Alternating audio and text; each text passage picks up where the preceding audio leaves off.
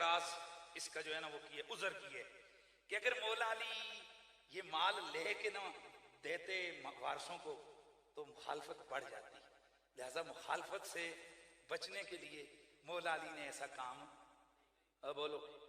उनकी ज़हन में ये था कि अगर मेरी हुकूमत मुस्तकिल हो जाएगी ना, इधर मेरी हुकूमत मजबूत होगी तो फिर मैं इनसे माल लेके दूंगा। पर क्या करें, अचानक आप शहीद हो गए, लिहाजा वारसों तक माल नहीं पहुंच सका। हाय अफसोस। तवज्जो है हुजूर, अगर ये वाबी कोई बात करे तो कोई थोड़ी बहुत मानने के लायक है, लेकिन अगर शिया करे तो मानने के लायक नहीं, क्योंकि शिये तो कहते हैं आम इमाम भी इल्म गैब जानता है। किताबें भरी हुई हैं आले तशय्युअ की कि आइम्मा आले बैत आलिम मा काना व मा यकून, उनके नजदीक इमाम की शर्तों में एक शर्त है कि वो गैब जानता है। तो क्या मौला अली को पता नहीं था कि मेरी हुकूमत 4 ही साल है? वो इंतजार करते रहे और इसी इंतजार में इतना बड़ा हक जो है ना वो मौला अली नहीं दे सके आले बैत का। या ये एतराज अगर तुम्हारा हम मान लें तो फिर तुम्हारे अकीदे पे उंगली उठती है कि फिर आज के बाद अकीदा खत्म करो कि हजरत अली या इम्मा आले बैत इल्म मा काना व मा यकून रखते हैं, ये खत्म करो ये अकीदा। और अगर ये जानते हो और मानते हो कि वो रखते हैं तो फिर इसका मतलब ये है मौला अली ने जानबूझकर ये मसला नहीं छेड़ा, क्योंकि उनको पता था अबू बकर उमर उस्मान ने जो किया वो ठीक। एक सवाल और है जो मेरी कौम के बच्चों को इन दिनों में परेशान कर रहा है। अक्सर इतने टेलीफोन आते, इतने मैसेज आते कि जनाब इसका जवाब क्या है, तो मैं कोशिश कर रहा हूँ हर मेंबर से ये जवाब दूं। ये जवाब जितना हो सके उतना नशर करो। अगर फदक सैयदा का हक था तो अली ने अपने दौरे हुकूमत में क्यों नहीं दिया?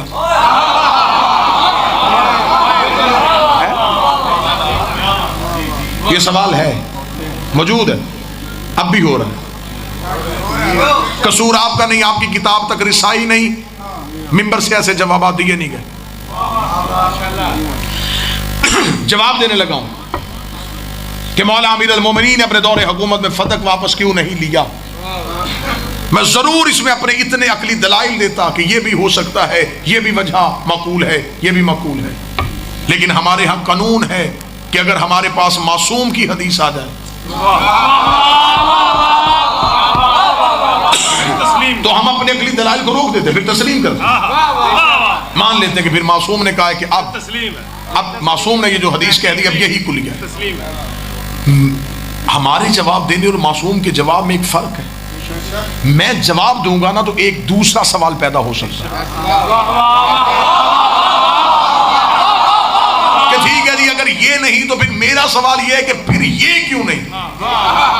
मासूम के जवाब में ये मोजा होता है कि मासूम के जवाब के बाद कोई भी सवाल पैदा नहीं होता। मासूम जवाब सवाल के सारी जेतें देख के देते हैं। अब मैं जवाब मासूम पढ़ूंगा, ये किसी मौलवी की तहकीक नहीं है, ये मंजिल तस्लीम वाले का फैसला। इतना जामे जवाब होगा कि आपको दूसरा सवाल ज़हन में आएगा ही नहीं। सरकार शेषम से पूछा कि मौला फदक अमीर अल मोमिनीन ने अपने दौर में क्यों नहीं दिया। मैं बिल्कुल वो लफ्ज इस्तेमाल करूंगा जो इमाम ने किया। इमाम ने फरमाया हम आले मोहम्मद का ये मजाज है, जो चीज हमसे जुल्मन छीन ली जाए हम दोबारा उस पर इख्तियार इसलिए नहीं करते कहीं जालिम की सजा में कमी ना हो जाए। बादशाह हुसैनी ने हाथों को सलामत रखे, ये हाथ सैयदा के मुकदमे में बतौर गवाही के लिखे जाए।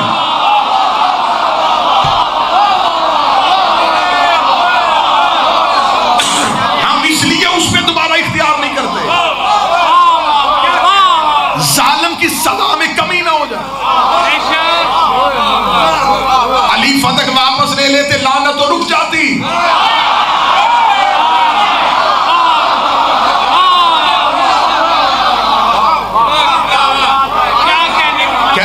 कैसा जामे जवाब।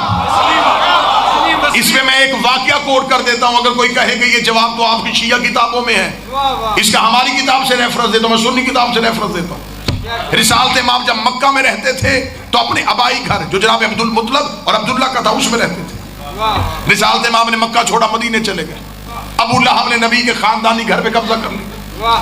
नबी हिजरत करके मदीना से वापस फिर मक्का आए। जब फतेह मक्का पे नबी पहुंचे, फतेह मक्का पे नबी ने पहुंचे तो नबी से कहा या रसूल अल्लाह, वो जो आपका आबाई घर था क्या उसका कब्जा वापस नहीं? नबी ने फरमाया नहीं, मैं अबू लहब पे लानत को रोकना नहीं चाहता। मुअर्रख क्या लिखेगा कि जब उसका जोर था उसने कब्जा कर लिया, जब मोहम्मद का दौर आया तो उसने कब्जा कर लिया। क्या मैं भी वही फेल करूं जो उसने किया?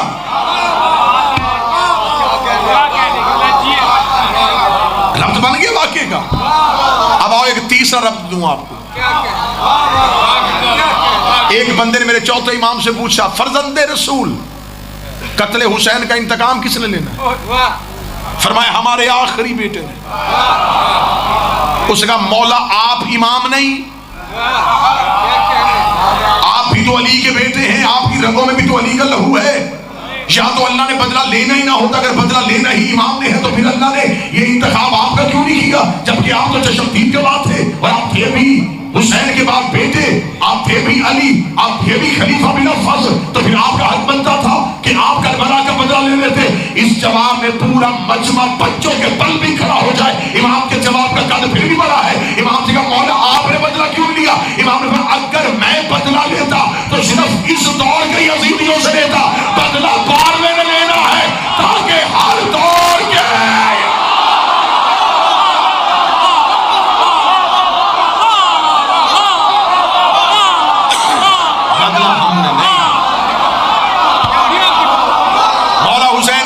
फरमाए अगर मैं इंतकाम लेता तो इंतकाम तो रुक जाता। किसी चीज का इंतकाम एक ही दफा होता है।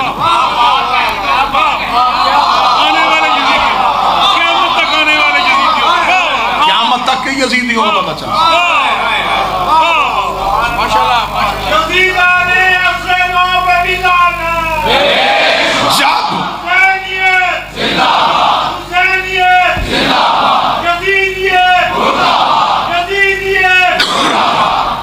मेरा सुन्नी भाई अगर कोई तशरीफ फरमाए, अगर पहले खलीफा ने ले लिया था तो फिर आपकी किताबों में लिखा है कि उमर बिन अब्दुल अजीज ने अपने दौर में वापस किया। वो भी खलीफा, वो भी खलीफा, जिसने लिया था वो भी खलीफा, जिसने दिया फिर दोनों में से हक पे कौन?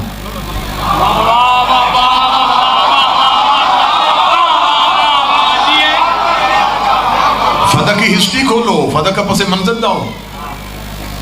7 हिजरी में यह जगीर नबी को मिली, 11 हिजरी तक नबी के पास रही। अगर इसमें उम्मत का हक था तो 4 साल नबी ने क्यों नहीं दिया?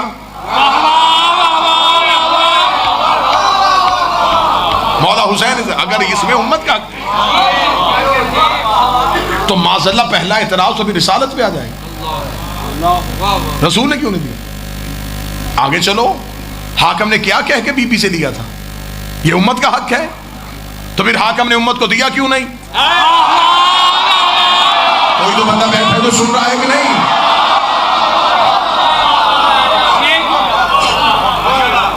किताबों के हवाले नहीं, अकली दलाइल ही तुम्हें जख्मी कर देंगे।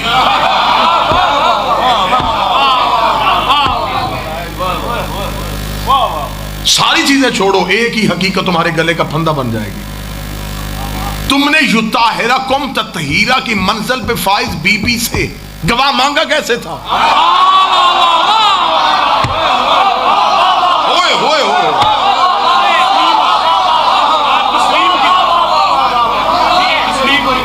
जिसे अल्लाह ने मसनद तहारत पे फाइज किया है,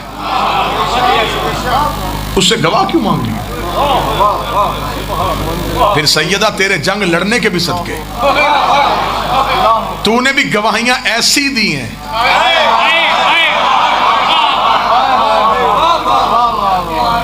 तेरी गवाहियों के इंतखाब के मेरी मुअज़्ज़मा सदके, तेरे पास अबू जर जैसा सच्चा गवाह था, तेरे पास मिन्ना अहले बैत के ओहदे पे फाइज सहाबी भी था,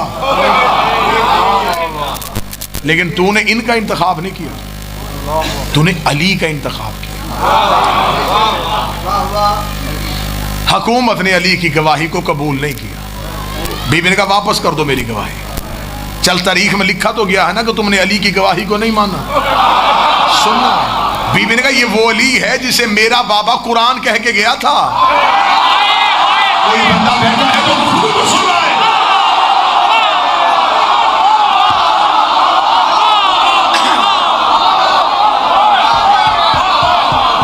तुमने कुरान वापस कर दिया।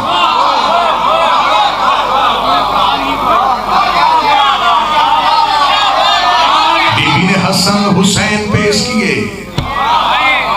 बीबी ने फरमाइए मैं एतबार कुरान व नस्ल कुरान ये मुस्तफा के बेटे। चौथी गवाह बीबी की बड़ी अच्छी थी, उम्मे ऐमन।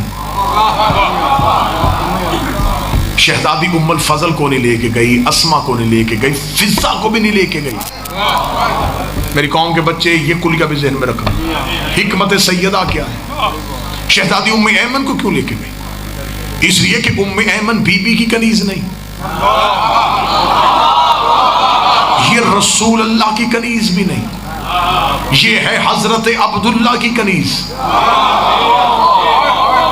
हजरत अब्दुल्ला दे के गए थे रसूल को, रसूल दे के गए ज़हरा को। बीबी घर से तैयारी करके आई थी।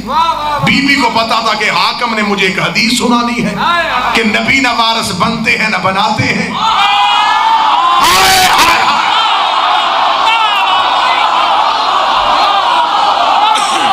बीबी ने उम्मे ऐमन को खड़ा कर दिया।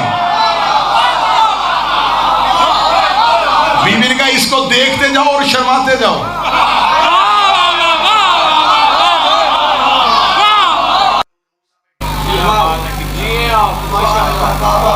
एक लम्हे के लिए परेशान ना होना, सारी जिंदगी सैयदा के तरफदारों में रहना। रोक रोक के लोगों को बाजू पकड़ पकड़ के हिला हिला के कहा करो कि बतूल सच्ची है। जब से तुमने ज़हरा का मुकदमा लड़ना छोड़ दिया है, लोगों ने शिया होना छोड़ दिया।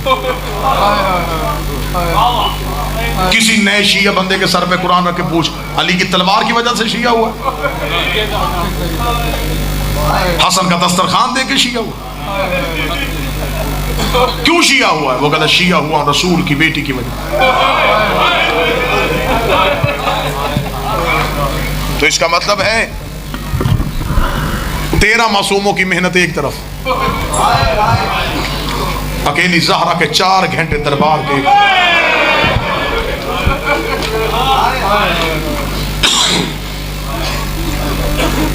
अहले सुन्नत हमारे भाई हैं, उन तक बातें पहुंची नहीं, उन तक पहुंचाओ। ये ज़माने की करवटें, ये हालात के बदलना, ये इशारा है कि कोई आ रहा है। हमेशा जब कोई बड़ा आता है तो माहौल में तब्दीलियां, यकीनन कोई आ रहा है। कोशिश करो कि अगर हमें दौरे इमाम नसीब हो जाए तो कम अज कम हम इमाम के सामने इतना तो कह सकें कि मौला मैंने जिंदगी में एक बंदे को तेरी दादी का हक सुनाया था। एक बंदे को सुना दो, एक। सोशल मीडिया पे बैठने वाले नौजवान, दोस्तों के साथ स्कूल कॉलेज यूनिवर्सिटी में जाने वाले, अपने दोस्तों को दावत पे बुलाओ, खुद खर्च करो, उन्हें बिठाओ, उन्हें को देखो दूसरी खुशकपियों में हम कितना टाइम गुजारते हैं। आज एक बहुत अहम बात करनी है, मोहब्बत से बिठा के उन्हें सिर्फ इतना पूछो, उनको आज के बाद पढ़े लिखे हो, तहकीक करो। अब हमें किताब लेने के लिए मौलवी के घर जाने की जरूरत नहीं पड़ती, हमारी उंगलियों के नीचे कायनात की लाइब्रेरी है। सिर्फ इतनी तहकीक करो कि मोहम्मद की बेटी का कसूर क्या था।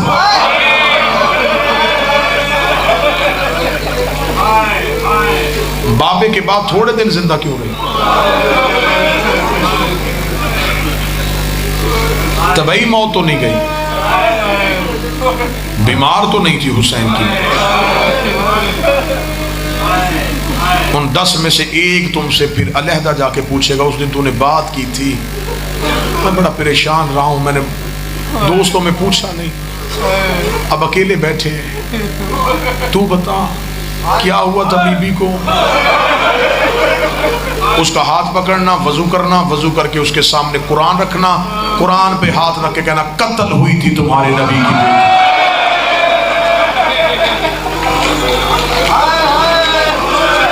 मैं कुरान पे कसम देता हूँ घर आके मारा था मुसलमानों ने रसूल की बेटी।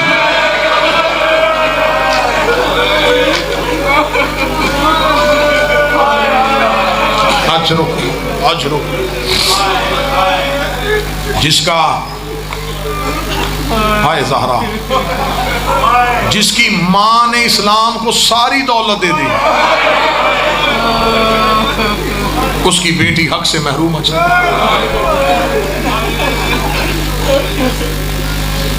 शरीयत मोहम्मद में, कानून कुदरत में बेटी बाप के विरासत में हकदार होती है।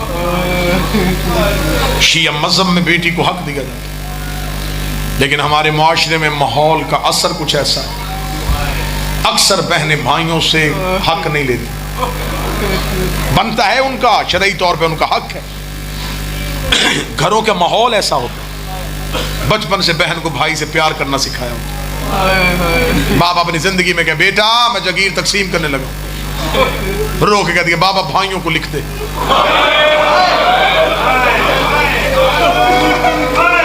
बेटा तू रो कहती बाबा सूखी रूखी जो मिलेगी खा लूंगी, बस भाइयों को एक वसीयत करना, मेरा पेट का दरवाजा बंद ना करना।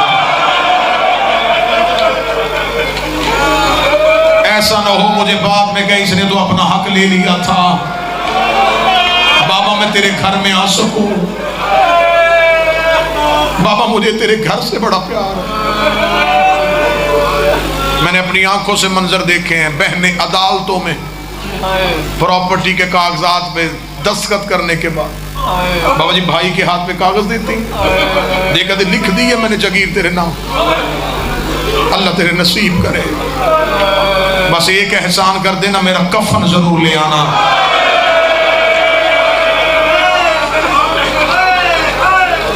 बहनों को कफन भाइयों के घर का अच्छा लगता है।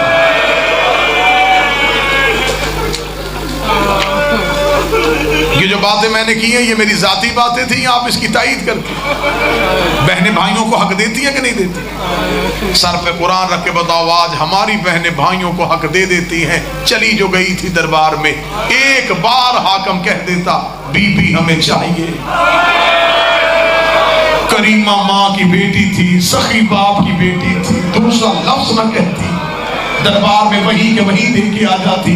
हम 1400 साल से गलियों में रो इसलिए रहे हैं, ज़हरा से मांगा नहीं गया बल्कि कहा गया फातिमा तू झूठ बोल रही। 3 बार गिरी है दरबार में मोहम्मद की बेटी, रो के कहती चाचा सलमान इनसे कहे मुझे बेटों के सामने झूठा ना कहे।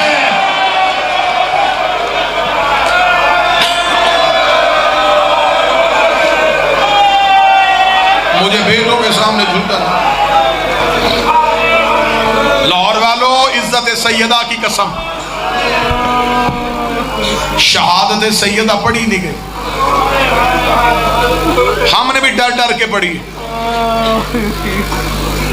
मिंबर में अली के फजाइल छुपाए गए हैं तो सैयदा के मुसाइब छुपाए गए। खौफ की वजह से बंदों ने 2-4 जुमले सैयदा की शहादत के पढ़े, दुख पढ़े ही नहीं सैयदा के। ये नहीं कि किताबों में लिखे नहीं, लिखे हैं पढ़े नहीं गए, और जो लिखे हैं वो भी पूरे दर्द नहीं है, थोड़े से। ये तो किसी को भी नहीं पता कितनी जख्मी थी। सैयदा का नाम लेके बीबी को याद करके सैयदा की दहलीज की नौकरी की है, जितनी छोटी सी जाकरी है बीबी से मांगी हुई है। सैयदा पे तवक्कुल करते हुए मैं पहला दर्द पढ़ देता हूँ, लाहौर बर्दाश्त करेगा तो अगला दर्द सुना दूंगा, वरना यहीं पे सलाम कर दूंगा। सिर्फ तुम्हें सारी जिंदगी मिंबर से जाकर और खुतबा ने यही सुनाया है कि बीबी दरबार से घर गई है तो सर के बाल सफेद थे, कमर झुक गई थी, सर के बाल सफेद थे, कमर कमर झुक गई थी, सर के बाल सफेद थे, कमर झुक गई थी। कोई सैयद बैठा है, मुझे उम्मती समझ के माफ कर दे, मुझे ज़हरा के हक की कसम है मैं गलत पढ़ूं, गाजी मुझे माफ न करे। बीबी दरबार से घर वापस गई है, बीबी का दायां हाथ रुखसार पे था, मोहम्मद की बेटी का एक हाथ चेहरे पे था। बीबी अपने हुजरे में गई है, शाम की मलका माँ के पीछे दौड़ी, रो के जाके कहती है अम्मा तुझे दरबार में किसी ने मारा भी है। रो के कहती आहिस्ता बोल मेरा हुसैन मर जाएगा।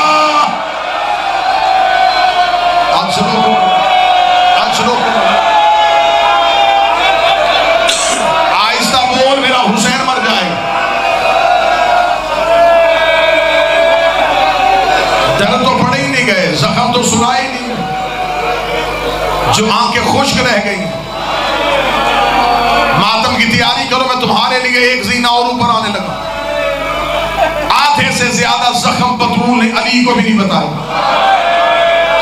बाबा जी मुझे बादशाह हुसैन की इज्जत की कसम है, आधी आधी रात को छुप छुप के अली घर में आते, सैयदा के हुजरे का पर्दा उठा के अली छुप छुप के जख्मी ज़हरा को रेत पे तड़पता हुआ देख पे अली उठ के अपने बच्चों को उठाते, घर के कोने पे जाके अली जैसा अमीर अल मोमिनीन मट्टियों पे बैठ जाता। अली रो के कहते मुझे बताओ तुम्हारी माँ कितनी जख्मी है, मुझे बताओ तुम्हारी माँ को कहाँ कहाँ जख्म आया है। एक दिन हसन की आवाज आई, बाबा तू शेर खुदा है, तू मेरी माँ का दर्द बर्दाश्त करेगा। आवाज आई, हसन सुना। हसन ने दाएं हाथ अली के सर पे रखा, रखेगा बाबा तेरी गुर्बत की कसम है कई रातें हो गई है हमारी माँ नमाज में कुनूत नहीं पढ़ रही, हमारी माँ के हाथ कुनूत के लिए नहीं होते। एक दर्द और आगे बढ़ो, कुनूत नहीं पढ़ रही हमारी माँ। अब सवाल करो मुझ पे, तू जो जाकिर सैयदा है बता कुनूत क्यों नहीं पढ़ती थी? चलो जो दर्द तुमने सुना है मैं उसी के से लफ्ज निकालूं। सारी जिंदगी तुमने मिंबर से सुना, बीबी का पहलू जख्मी था, फिर यही मिंबर तुम्हें सुनाता है कि तस्बीह नहीं करती थी। अब मुझ पे सवाल करो, जख्मी पहलू था, तस्बीह हाथ से क्यों नहीं हो सकी? जख्मी तो रसूल की बेटी का पहलू था, बीबी के हाथ से तस्बीह नहीं हो सकी। इस जुमले के बाद मैं मिंबर छोड़ दूंगा, कोई सैयद बैठा मुझे माफ कर देना, कोई उम्मती बैठा है तो माफ की तैयारी कर लेना। फिजा रवायत कर दिया, फिजा करी जब चले हुए दरवाजे के नीचे गिरी हुई थी मोहम्मद की बेटी, मुसलमानों ने अली के गले में रस्सी डाली है,